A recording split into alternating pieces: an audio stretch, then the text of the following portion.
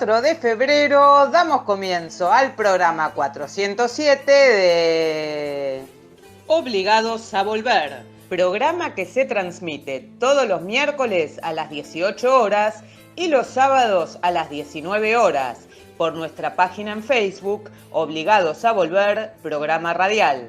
Obligados a Volver, un análisis de la realidad argentina y mundial desde nuestra mirada, que es nacional, popular, democrática, feminista, latinoamericanista, ambientalista y plurinacional. Obligados a volver porque, como dijo el general San Martín, cuando la patria está en peligro, todo está permitido excepto no defenderla. Recordando y reivindicando además nuestras consignas fundacionales: lealtad a Perón, Cristina Conducción. Dirección, Norberto Raful y consejo de columnistas y asesores. Locución, quien les habla, Irene Ring. En la operación técnica, Nicolás Rearte. A continuación, Norberto nos comentará, como suele hacerlo, el temario de nuestro programa de hoy. Buenas tardes, Norberto. Buenas tardes, Irene.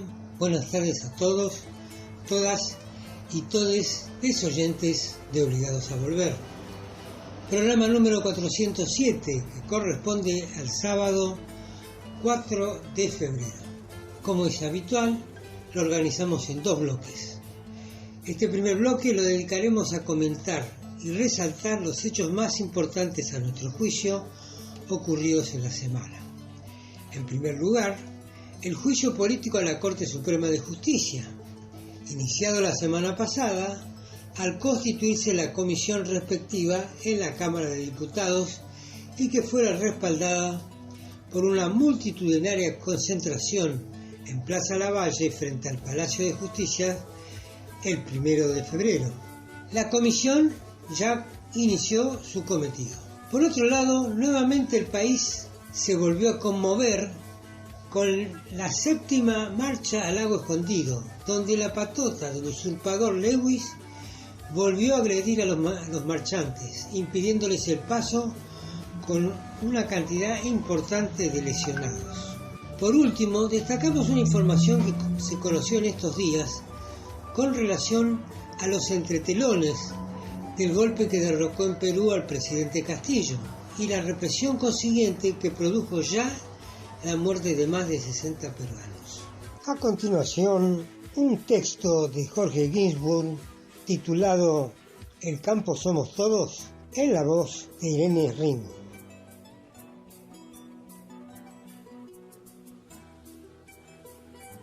Cerramos así el primer bloque y antes de pasar al segmento cultural, nuevamente alzamos nuestra voz contra la persecución política que sufre Milagro Sala por parte del gobernador jujeño Gerardo Morales y el abandono al no conceder el indulto presidencial de Alberto Fernández. Abrimos el segundo bloque con la mirada poética de José Muñiz, referida al Lago Escondido. Le sigue una nueva entrega de la columna de rock nacional de Daniel Corey López con el título Resurgimiento. Y cerrando el bloque y el programa, Rubén Cusati nos ilustra sobre el cine mexicano. Con esta presentación los invito al primer tema a tratar. Denunciamos por mal desempeño a los miembros de la Corte Suprema de Justicia, Horacio Rosati, Carlos Rosenkrantz, Juan Carlos Maqueda y Ricardo Lorenzetti, porque en el fallo de la coparticipación distribuyeron recursos públicos violando la Constitución Nacional, ya que esa es una misión y función propia del Congreso de la Nación. B. Denunciamos por mal desempeño a Horacio Rosati, a Juan Carlos Maqueda, a Carlos Rosenkrantz y Ricardo Lorenzetti porque violaron el artículo 128 de la Constitución Nacional al no convocar a los gobernadores que, como dije antes, el mismo artículo dicta que son agentes naturales del gobierno federal. C. Denunciamos por mal desempeño a los ministros de la Corte, Horacio Rosati y Carlos Rosenkrantz, en el caso Muiña por violar los propios fallos de la Corte, más lo de la Comisión Interamericana de Derechos Humanos y los convenios internacionales de jerarquía constitucional. D. Denunciamos por mal desempeño a los ministros de la Corte, Horacio Rosati, Juan Carlos Maqueda y Carlos Rosenkrantz, por resucitar una ley derogada cuyo único objeto era que Horacio Rosati se hiciera presidente del Consejo de la Magistratura. E. Denunciamos por mal desempeño a los cortesanos Horacio Rosati, Juan Carlos Maqueda y Carlos Rosenkrantz cuando declaran inconstitucional una norma sancionada 15 años antes, de los cuales 6 durmió en la Corte Suprema de Justicia de la Nación. Y encima le dan 120 días al Parlamento, un 16 de diciembre cuando no estamos ya en sesiones ordinarias. Denunciamos por mal desempeño a Horacio Rosati, a Carlos Rosenkrantz y a Juan Carlos Maqueda, porque atribuyéndose competencias que son exclusivas del Senado de la Nación, entran a decidir cómo se van a integrar los bloques políticos en el Consejo de la Magistratura, caso Juez 1. El mal desempeño está en el artículo 53 de la Constitución Nacional. G. Denunciamos por mal desempeño a los 4 ministros de la Corte Suprema de Justicia, Horacio Rosati, Carlos Rosenkrantz, Juan Carlos Maqueda y Ricardo Lorenzetti, por la administración deficiente de la obra social del Poder Judicial de la Nación en perjuicio de las afiliadas y los afiliados a esa obra social. Y específicamente, para el doctor Horacio Rosati, denunciamos por el delito en el incumplimiento de sus funciones. 1. Denunciamos a Horacio Rosati por el incumplimiento de los deberes de funcionario público que se produce cuando dicta resoluciones contra la ley de presupuesto, ya que éste no se puede modificar sino por otra ley. Denunciamos a Horacio Rosati porque violó la ley de ética pública, ya que falló en una causa donde él tenía intereses, que era presidir el Consejo de la Magistratura, y acomodó mayorías para gobernar el Consejo. 3. Denunciamos al doctor Horacio Rosati por el delito de abuso de autoridad, que es cuando invade facultades del Poder Legislativo. 4. Denunciamos al doctor Horacio Rosati por el delito de tráfico de influencias en beneficio exclusivo de una jurisdicción en perjuicio del resto de las jurisdicciones, a la luz de los diálogos entre el director general de su vocalía, Silvio Robles, y el ministro de Justicia y Seguridad de la Ciudad Autónoma de Buenos Aires, Marcelo D'Alessandro. Denunciamos por prevaricato al doctor Horacio Rosati por fallar con un interés que lo beneficia, por haber dispuesto resoluciones para presidir él el Consejo de la Magistratura. Y denunciamos por prevaricato a Horacio Rosati cuando, para beneficiar a una jurisdicción, establece pagos de cumplimiento imposible y no escuchando a los gobernadores de las provincias argentinas. Con tal de salvarlo a Macri. Ahora tuvieron además otro problema. Esa Cámara, con tal de salvarlo a Macri, también es la que dijo que el espionaje ilegal en Argentina, que no tiene precedentes en la historia democrática de nuestro país en tamaño, en volumen y en alcance, había sido cuestión de cuentapropistas. O sea, eximieron a Macri, eximieron a Rivas, eximieron a Magdalani, cortaron ahí. ¿Y saben cuál es el problema? Que eso provocó la aparición de los chats. Los chats, con seguridad, señor presidente, son el vuelto de los agentes de inteligencia que utilizaron para este tipo de tareas y que dejaron afuera del desprocesamiento y que ahora se están tomando la revancha. Y que saben cómo hacerlo porque ellos les enseñaron cómo hacerlo.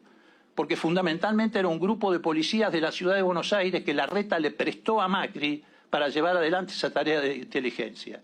Y como saben los colegas que integran conmigo de Cambiemos esa comisión, esos mismos fueron a la comisión a denunciar que habían sido impulsados, empujados a hacer esas tareas de inteligencia y que después los habían dejado en banda.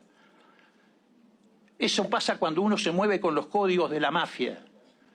Y eso es lo que hay que erradicar en la Argentina. La mafia de los servicios de inteligencia, pero también la mafia del Poder Judicial que se junta con esos mafiosos y después le suelta la mano y tiene que pagar el precio político que ahora están pagando. Este grupo mafioso descorrió el velo de lo que ocurría. Lo que ocurría eran reuniones en los sótanos de la democracia entre representantes del gobierno de la Ciudad de Buenos Aires, la mano derecha del presidente de la Corte, y todo eso descubierto por grupos de inteligencia que en su momento ese gobierno de Macri había habilitado para llevar adelante este tipo de tareas y después le soltó la mano. Esta es la realidad de lo que está pasando. Ahora, ¿qué tiene que ver la Corte con esto? Y la Corte, ¿cómo no va a tener que ver con esto? ¿Cómo va a permitir que siga desenvolviéndose en estas condiciones el Poder Judicial en la Argentina?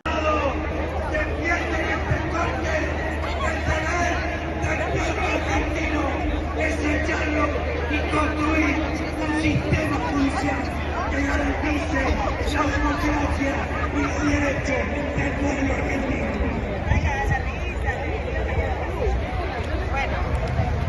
Por eso, por 12 años atrás, estábamos en esta plaza diciendo que tenían que renunciar si les quedaba un pedacito de pudor. Evidentemente no les queda nada, ni de pudor ni de vergüenza. Y estos payasos se disfrazan de cowboys y vengan espaldadas a celebrar el 4 de julio. Tenemos un poder judicial con la bandera argentina y no que nos anden metiendo piedrazos en parte de nuestro pueblo nuevo escondido, totitos atorrantes y sus amanuenses.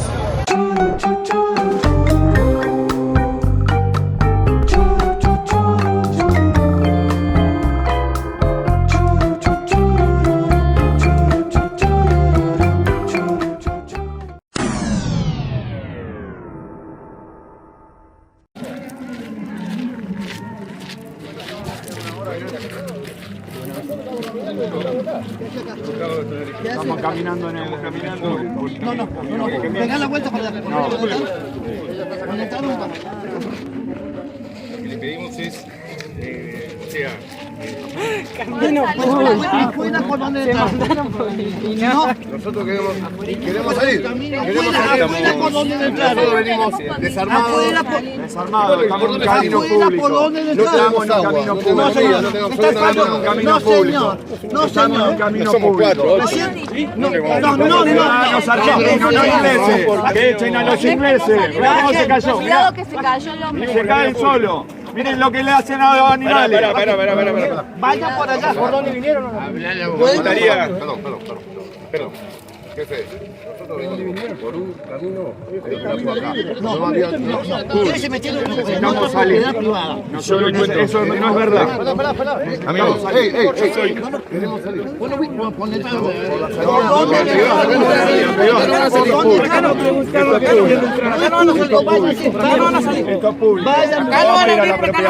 Vayan, peguen la vuelta. Yo le digo, no, vayan, soy el único dueño. No puede hacer, estamos así, caminando. Anda. Me gustaría poder hablar. No. Le estoy hablando. No me calienta que soy yo, soy Paulo Pucci. El propietario de acá. Él es diputado. Así que vamos rajando, vamos rajando, le estoy diciendo. Por favor, salgan a las buenas. Salgan a las buenas. Seguro. No, este camino no le gusta. No pegue.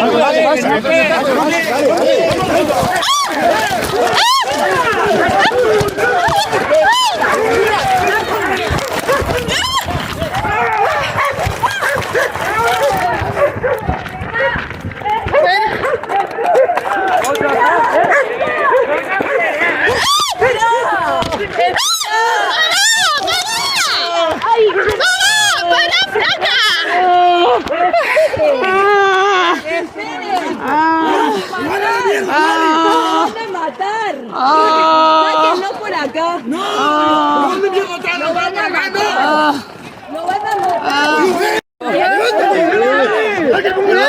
Me voy. ¡Dale!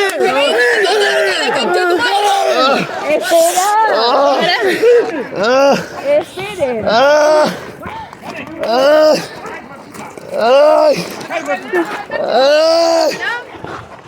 Queremos... Así son los que querían dialogar. Estamos hablando. Nadie quiere dialogar con ustedes.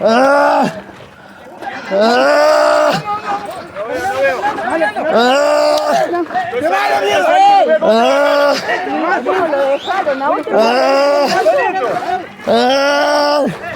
Saliendo. ¿Les parece bien? ¿Les parece bien lastimar así a la gente? O sea, así. Nos dijeron que se podía entrar caminando. No se puede, señora, no se puede. Pregunte.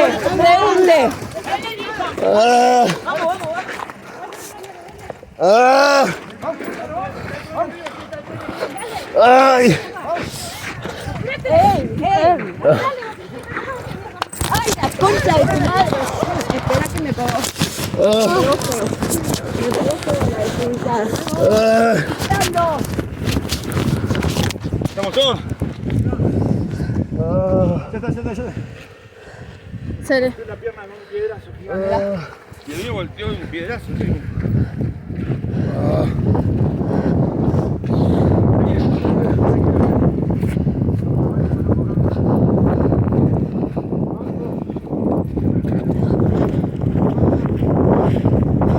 Que nos vengan a buscar. Vengan a buscar. Estas son las consecuencias de los empleados de Lewis.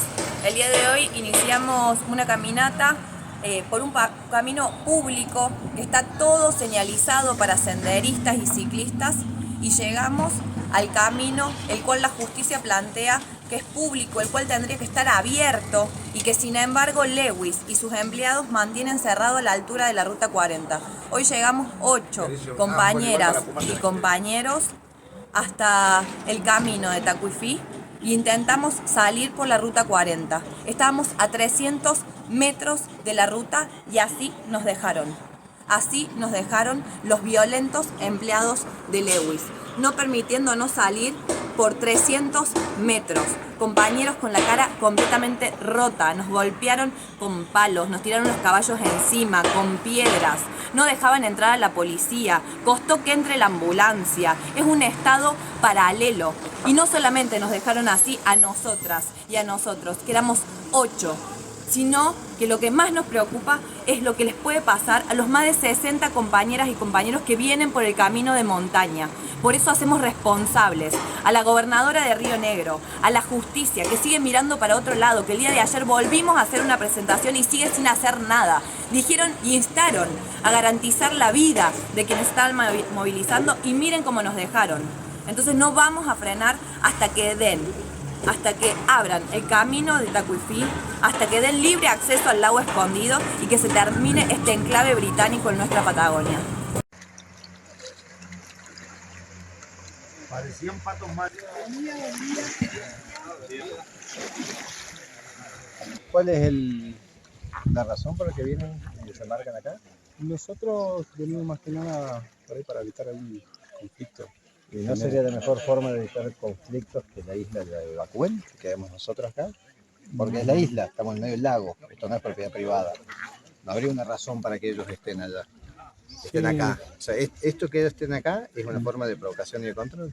¿Por qué no? Claro. Les propongo que hablen con esta gente, nos vean desde la orilla y nos dejen la isla acá a nosotros. Sí, no, igual nosotros estamos acá para intermediar, o sea, que no haya conflictos parte de la gente de ellos y acá que se genere otro conflicto, ¿no? Está bien, pero en este momento estamos fuera del terreno privado. Sí, la isla está dentro del lago. Entiendo. Entonces que ellos se vengan hasta acá y se instalen y que ustedes vengan también acá, miren el espacio que hay.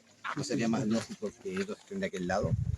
Y esa es la orden que recibimos, de venir acá y evitar esto. ¿La orden de quién? La orden del lago. ¿Del? Del lago. ¿Del lago? Sí. ¿Pero cómo te va a dar el lago órdenes a vos? O sea, que estaban allá, los muchachos que estaban allá, dijeron que vengamos acá. ¿Pero quién? No, más que nada para controlar, para evitar Pero la gente del lago no te pone eso de la policía de la provincia. Sí, pero entonces, ¿cómo el lago te da una orden a vos y vos haces lo que yo te No, dice? pero estoy trabajando con los jefes igual. ¿Cuál es tu jefe que te dio la orden de venir? Sí, con la jefa Luna. ¿Cuál? Luna, Susana. La jefa Luna. Sí. ¿Y a la jefa Luna es a quien le dieron la orden del lago? Claro, eso están ahí. Mira qué interesante. Bueno, gracias. Es para evitar más que nada el conflicto. Lo entiendo. Lo que pasa es que la policía de la provincia no debe responder a las órdenes que le da el lago, ¿no? Sino la gobernadora, por ejemplo. Sí, también. Y ustedes no deberían estar acá por instrucciones del lago, sino en representación nuestra y en defensa nuestra. Nosotros lo que venimos a hacer más que nada es evitar el conflicto que se pueda generar. Soberanía política, independencia económica y justicia social. Parece que nos estamos olvidando de eso. La soberanía política, vamos a ver qué hacemos con el Paraná. La independencia económica fuera el fondo. La justicia social, las mejoras que estamos empezando a tener en la economía tienen que llegar al trabajador.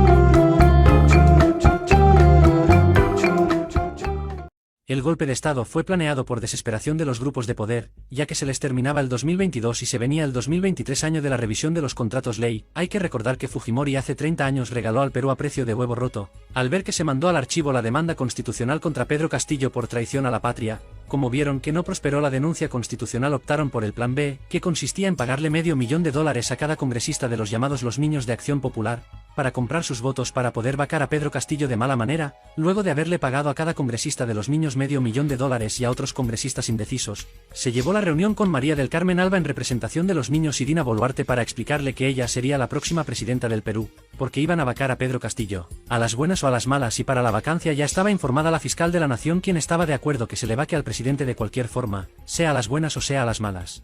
Por otro lado, Alberto Otárola se reunía con Vladimiro Montesinos en la base naval, quien se reunió posteriormente con los altos mandos de las Fuerzas Armadas, a quienes se les entregó a cada uno una mochila con $1.000.000 para que apoyen la vacancia contra Pedro Castillo. Posteriormente se reunieron María del Carmen Alba, Dina Boluarte y Alberto Otárola para ultimar el paso de la vacancia a Pedro Castillo. Alberto Otárola se encargó de explicarle a Dina Boluarte lo que le debía decir a Pedro Castillo. Para que Pedro Castillo tome la decisión de cerrar el Congreso, Dina Boluarte fue a informarle a Pedro Castillo que el Congreso ya tenían los votos para ser vacado, así que mejor que cierran Congreso antes de ser vacado, ya que iba a tener el apoyo de los altos mandos de las Fuerzas Armadas. Pero al final lo traicionaron, ya que cada uno de ellos había recibido $1.000.000 previamente de los grupos de poder. Pero fueron los mismos de las Fuerzas Armadas quienes malograron el plan casi perfecto de Vladimiro Montesinos. Al detener a Pedro Castillo sin una orden judicial, faltando a la Constitución peruana y a la Convención Americana, precisamente al numeral 2 del artículo 32 de la Convención, ya que el presidente Pedro Castillo no había sido sentenciado por ningún juez y no podía ser detenido sin una sentencia previa, porque no existía ningún documento firmado por el presidente Pedro Castillo que lo relacione a la disolución del Congreso. Lo que hizo las Fuerzas Armadas y la Fiscal de la Nación, conjuntamente con los grupos de poder, es secuestrar al presidente y pagarle a la prensa peruana 1.800 millones de soles para silenciar el secuestro. Pero lo más raro fue que cuando el presidente leía el papel entregado por una congresista temblaba. El informante nos explicó que un coronel de apellido Colchado le había enseñado una decapitaciones de una persona en manos de un asesino, que se trataría de uno de sus sobrinos y que si no hace bien las cosas y no cierra el Congreso terminaría vacado y le podría pasar eso mismo a sus hijos. Y una semana después el asesino alias Caracol, que habría contactado a los asesinos, fugó de la cárcel. Luego de obligar y presionar al presidente a leer el papel que disolvía el Congreso, aquí empezó los errores de los vacadores. Se olvidaron hacerle firmar el documento que disolvía el Congreso. Ese fue el primer error. Sin estar enterados de que el presidente no había firmado el documento que disolvía el Congreso, le tocaba a los congresistas de Fuerza Popular, Renovación Popular, Avanza País, Acción Popular, Alianza para el Progreso y los no agrupados, todos ellos pagados por los grupos de poder. Pero se apresuraron a la vacancia y cometieron otro grave error. Se olvidaron de escribir la moción de vacancia al presidente Pedro Castillo por haber disuelto el Congreso inconstitucionalmente y hacerla firmar por 26 congresistas y llevarla a debate según lo establecido. Y si no hay debate no hay vacancia, que era lo fundamental para el proceso de vacancia. Ese error dejó sin efecto la vacancia. Luego vino otro error de la fallida vacancia al presidente Pedro Castillo. fue que cambiaron la hora de la vacancia por traición a la patria, que era a las 7 de la tarde, y lo adelantaron al mediodía sin que esto se haga en el Pleno del Congreso. Pero ya no era la moción de vacancia por traición a la patria, sino por golpe de Estado por querer cerrar el Congreso. Así cambiaron la hora sin tener en conocimiento los del Pleno del Congreso. Pero como ya se había acordado pagarle a la prensa 1.800 millones de soles, la prensa se encargó de hacer válida esa vacancia fallida conjuntamente con la cúpula de la señora Fiscal de la Nación y el Tribunal Constitucional. Luego la Fiscal de la Nación fue con el coronel Colchado y su cúpula a obligarlo a firmar el documento que disolvía el Congreso, pero para ese momento ya estaba a su lado el abogado Aníbal Torres, quien lo defendió del plan de esta cúpula de mafiosos. Mientras en el Congreso se desesperaban por vacar al presidente, la señora Dina Boluarte ya tenía el discurso escrito por la señora Keiko Fujimori para tomar el mando de presidenta. El acuerdo era que, si ella iba a estar con los congresistas de la derecha, debía de vestir de amarillo y jurar que se quedaría hasta el 2026, ya que en plazas públicas Dina Boluarte juraba que se iba, si vacaban al presidente. Luego vendría lo que se había planeado entre Vladimiro Montesinos y Alberto Otárola, que él tome el Ministerio del Interior y que conjuntamente con los altos mandos de las Fuerzas Armadas maten a pobladores, en las protestas que se venían por el secuestro de Pedro Castillo, y luego de matar a los pobladores obliguen a que no renuncie Dina Boluarte, ya que si renuncia sería procesada por crímenes de lesa humanidad. Esto fue dándose tal como se venía planeando. Los altos mandos de las Fuerzas Armadas firmaron un documento donde decían que Dina Boluarte había dado las órdenes de matar a los protestantes. En ese momento Dina Boluarte, al leer la denuncia que iban a hacer las congresistas fujimoristas si renunciaba, sufrió un pequeño desmayo en el despacho. Ahí fue donde Alberto Otárola sigue con el plan y le dice: Pome de Premier que yo me responsabilizo, que en 10 días si la gente no deja de protestar renunciamos y nos vamos. Pero Otárola y los altos mandos de las Fuerzas Armadas continuaron con las matanzas a los pobladores. Entonces Dina Boluarte por segunda vez le dice que va a renunciar, y Otárola le vuelve a repetir que si renuncia se friega sola, que moriría en la cárcel, ya que los delitos de lesa humanidad no son penas menores de 25 años, al extremo de tener tantos muertos. Lo que le tocaría es cadena perpetua, ya que los altos mandos de las Fuerzas Armadas han firmado que es orden directa de la Presidenta de la República matar a los protestantes. Así que piensa antes de renunciar, o estás con nosotros o te friegas sola.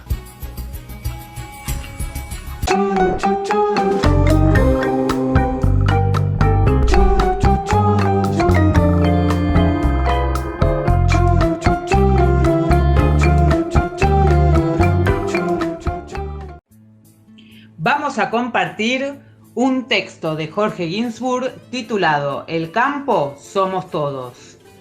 Siempre exigieron que cuando haya inundación se ayude a los productores rurales. Cuando haya sequía se ayude a los productores rurales. Cuando haya granizo se ayude a los productores rurales. Cuando haya incendio se ayude a los productores rurales. Cuando haya plaga de langostas se ayude a los productores rurales. Que se ayude mediante créditos a tasas negativas y exenciones de impuestos. Son subsidios, no ayuda. No es al campo, es a los productores agrícolas, a los empresarios rurales. Las empresas de cualquier actividad y de cualquier dimensión, desde un kiosco a una acería, deben hacerse cargo de contratar los seguros que las protejan económicamente de los posibles daños debido a fenómenos naturales, tormenta, tornado, granizo, inundación, terremoto, incendio o cualquier otro daño no previsto, y si no lo tiene, ni el Estado, ni el gobierno, ni ningún organismo oficial se ocupa de ayudarlos económicamente. No hay ninguna razón para subsidiar con miles de millones de pesos en tasas negativas y con donaciones de impuestos a empresas que lo único que deberían hacer es prever situaciones que se dan con tanta frecuencia que dejaron de considerarse imprevistos. Contratar un seguro no es la única solución. Así como muchas empresas provisionan recursos para la cobertura de contingencias, del mismo modo los empresarios rurales pueden generar sus propias reservas para esos casos. No se trata de humildes y precarios campesinos, son empresas que producen productos agrícolas. Exigen al Estado el auxilio permanente con la misma velocidad con que se niegan a que con sus impuestos, esos impuestos que se les condonan y que evaden de todas las maneras imaginables, se intente paliar el hambre y la miseria que su propia avaricia y ambición sin límite genera.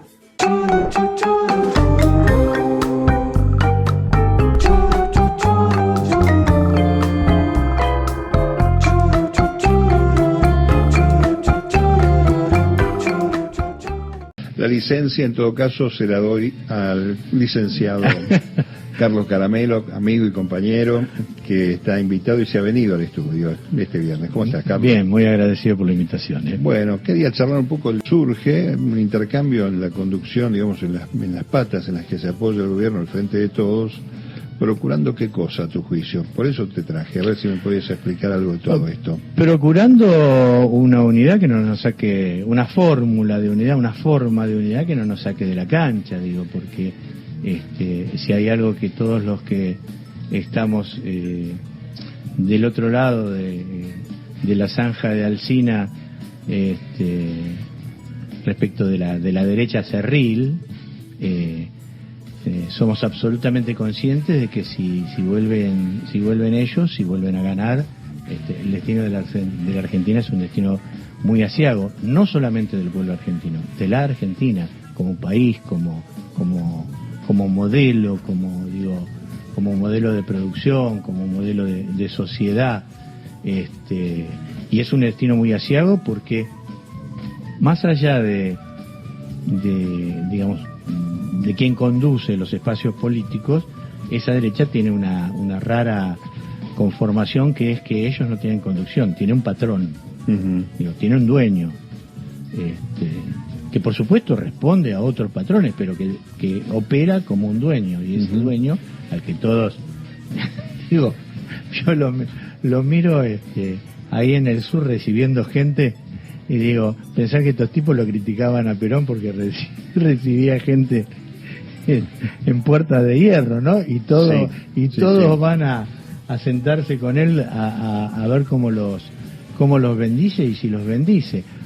Digo, ese patrón ha escrito con toda puntualidad en el capítulo 25 le han escrito, bueno, no importa, de su último libro, qué cosas viene a hacer a la Argentina. Y cuando es un capítulo además, y cuando vos lees ese capítulo, si no entras en desesperación, es que no entendiste nada. Ahora, cuando yo te escucho y lo suscribo, pero además cuando vos decís que se viene algo penoso para la Argentina, también hay que pensar en una proyección continentalista desde esa mirada, porque sí, claro, hay una coordinación de esos sectores de extrema derecha o de derecha destinados a seguir sosteniendo una fórmula que viene fracasando, incluso con esa ilusión tan pueril de la pospandemia con un mundo distinto, que contrariamente se hizo más férreo y donde la distribución es cada vez más una utopía, ¿no?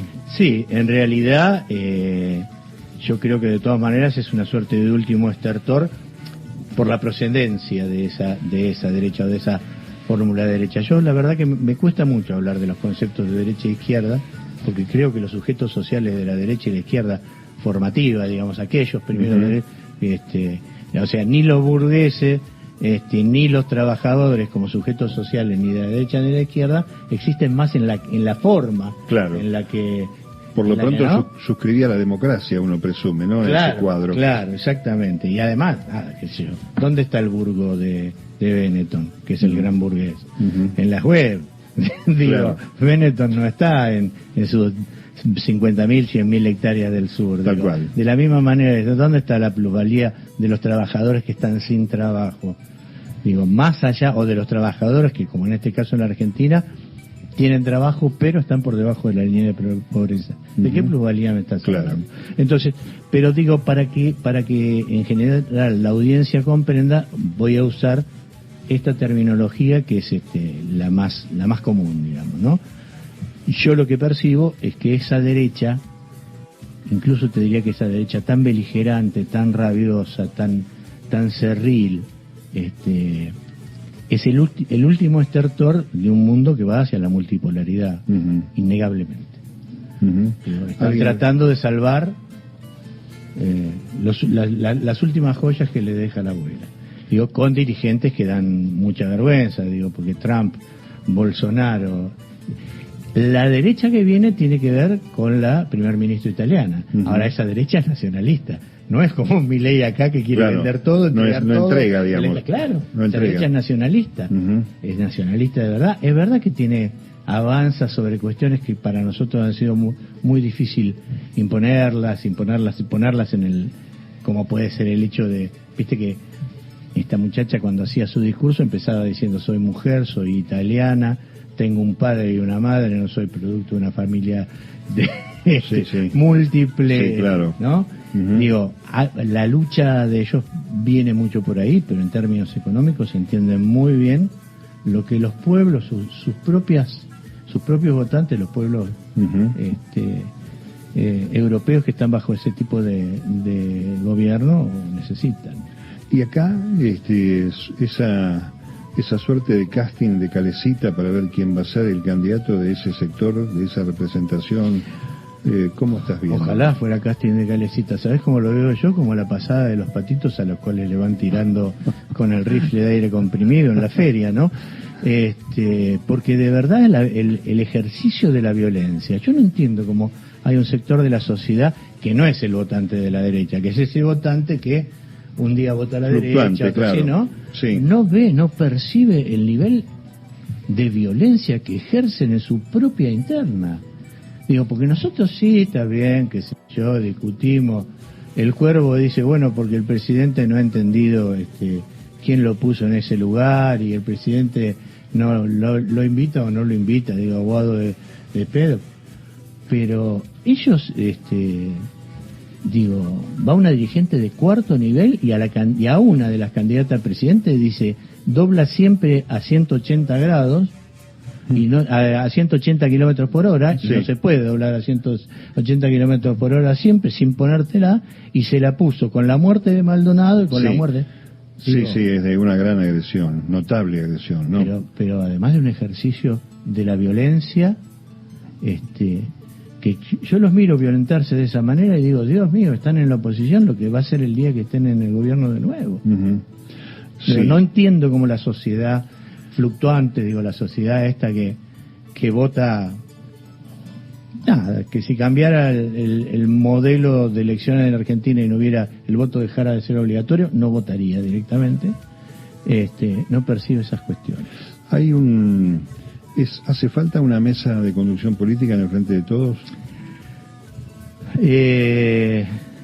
Hace falta una mesa que se ponga de acuerdo en bajar el tono, en discutir hacia adentro, en abrir espacios de discusión hacia adentro, que no tenga que ser todo una reunión a cielo abierto en 3 de febrero o en Merlo o en Casa de Gobierno o en Olivos.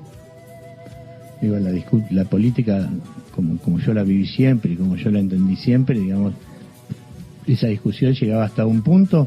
Es cierto que también nosotros hemos tenido internas que se resolvieron a culatazos, pero nos habíamos puesto bastante menos claro, pobre Antonio Cafiero, siempre me acuerdo la marca de la corredera de la Brownie en la frente, del caño que le pegaron, pero bueno, nos habíamos vuelto mucho más moderado. Ahora, de pronto también esa moderación tiene que ver con una corrección política que parece un minué federal. Lo cito exactamente el día de la memoria de la batalla de Caseros, donde todo es, pase por acá, permítame, si usted quiere. Con una amabilidad en exceso, parece, ¿no? A mí sí, a mí me parece absolutamente excesiva porque carece de la parte con la que vos sos amable, carece de modales, y carece de un sentido de ¿cómo te podría decir?, de honestidad para cumplir los pactos que los toma y mucho. Gran cinismo, ¿no? Gran cinismo.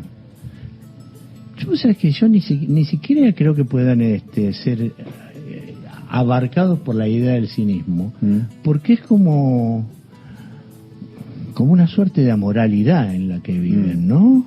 Lo decía Zaffaroni, que es un tipo que yo admiro mucho, cuando él hablaba de la a legalidad o a juricidad, ¿no? Decían, esto no es, viven esto no es que sean perversos jurídicamente, es que no sientan ningún tipo de responsabilidad sobre eso.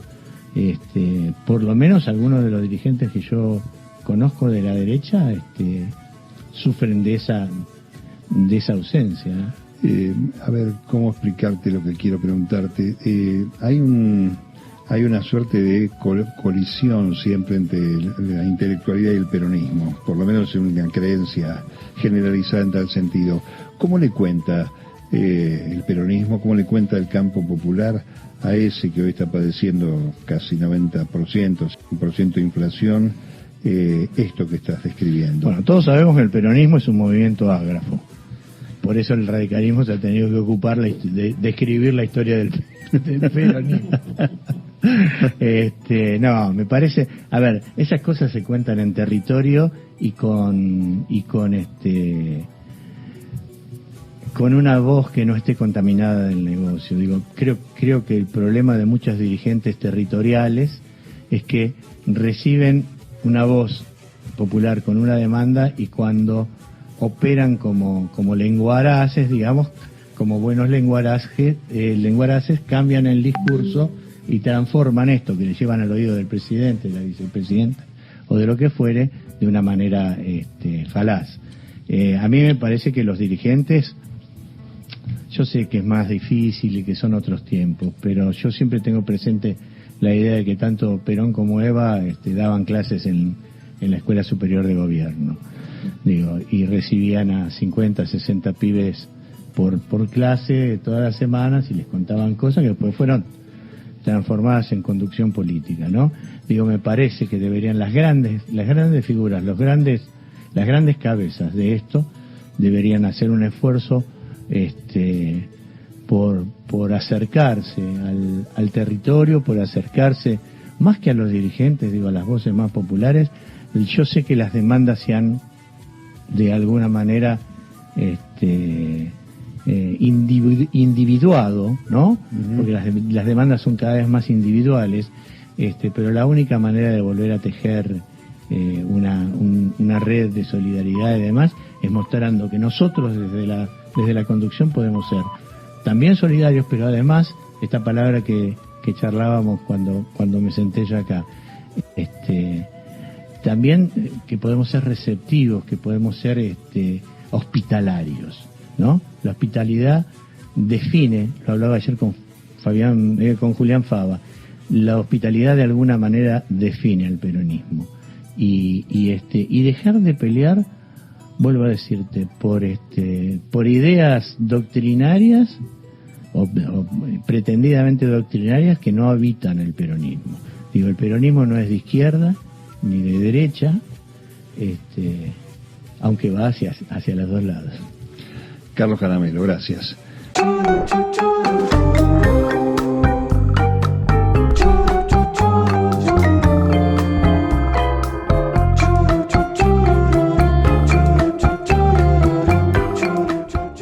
Obligados a Volver se solidariza con Milagro Sala, injustamente detenida desde enero de 2016, y con todos les demás detenides y perseguides por el régimen macrista y sus cómplices del sistema judicial, por la pronta liberación de los presos políticos.